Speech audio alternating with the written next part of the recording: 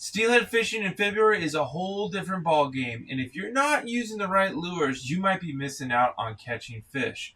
Well, in this video, I'm going to show you my top 5 lures that help me consistently catch fish in the cold water conditions we face. So let's dive right into it. So let's start with my number 5, and that is going to be plugs. Plugs are so effective to have in your arsenal. Bank fishermen or boat fishermen alike. Yes, you can fish a plug from the bank, and I got a video for that in the description below as well. But you can fish successful with plugs for steelhead in February and catch hatchery and wild fish. They are big fish catchers. Fish love them. Just make sure you check your regulations where allowed based upon how many hooks you can have on a plug. Sometimes it works even better to just have a belly hook with a snap swivel and fish that thing with a single hook. You never know what you're going to catch with a plug, and that's why that one's my number 5. My number 4 is going to be bait. Where this is allowed, it can be the difference maker in getting bites. And for a lot of you might say, well, number 4, there's a reason for that. Because a lot of times I don't like the hassle of going and using bait if I don't have to. This month provides us an awesome opportunity to use a lot of different techniques that sometimes can be enhanced where allowed to use a little bit of extra scent or tipping with a jig. You never know what you're going to get into, though. So where I am allowed to do so, I'm bringing some prawns with me. I might be bringing a little bit of eggs, but I'm also being cautious to where I'm fishing. If I'm just fishing a hatchery-only river and I'm allowed bait, then by all means, I'm using everything.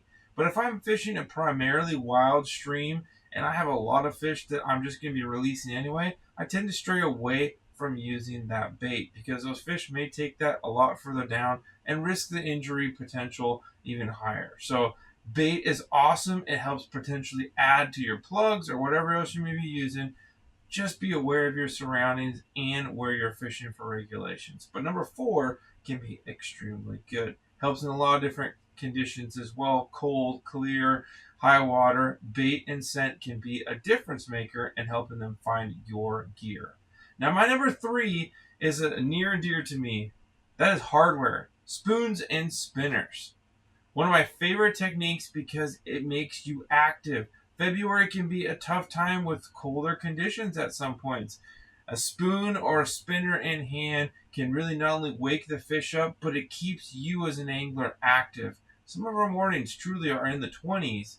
And if I'm casting around a spinner and can have a fish get woken up and grab, that'll light me up for the rest of the day and keep me more than happy and warm. So spinners, I'm using Wicked Lures, one of my favorites. Also some of our customs that I make as well for Holy Moly. Spoons, there's a gamut of brands. And truly for all lures, there's just a many out there that work really well. But some of your staples, your BC Steels, it's a fantastic Pentac spoon. You have some other ones, the little Cleos and so forth. They all work phenomenally well as a spoon option. Spinner-wise, you have a lot as well. Just get what you're confident in and really work your runs. You can be surprised what you can do to come behind somebody and clean up with a spoon or a spinner the fish that they missed. Now, my number 2 transitions perfectly well here. I love a good float and a jig. Okay?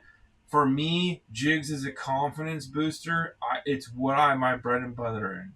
And where I'm allowed to, I'll run a dropper off those jigs and make it even more of a deadly setup.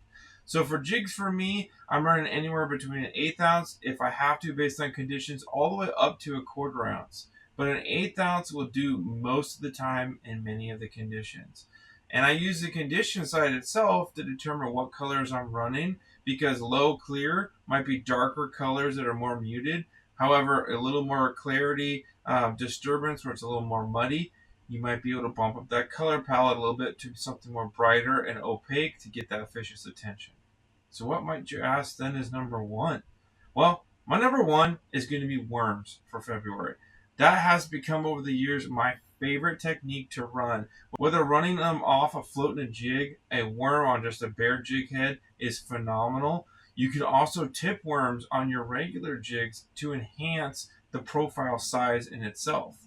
As well, you can drift fish worms. This is extremely effective bobber dogging as well as just drift fish. So worms become an essential part of how you can target these really aggressive fish in February, hatchery or wild, and you can use so many different colors in so many circumstances. But for me, I've had the most success in February of all the gear that I usually throw. It's going to be that worm. It seems to produce more in and out than I can think of. You can downsize. You can take a 4-inch worm, fish at the start of the day. If the conditions dictate needing to be shrunk down, you can make that thing all the way to 2-inch and still get your fish. So that I love so much about February is the conditions help you at the river dictate what you're going to do. Now, what's your favorite? What are you using in February? And if you want to see more about this transition of hatchery and wild fish that I'm just talking about, check the video playing right here. It'll dive all deep into what's going to be best for that time frame.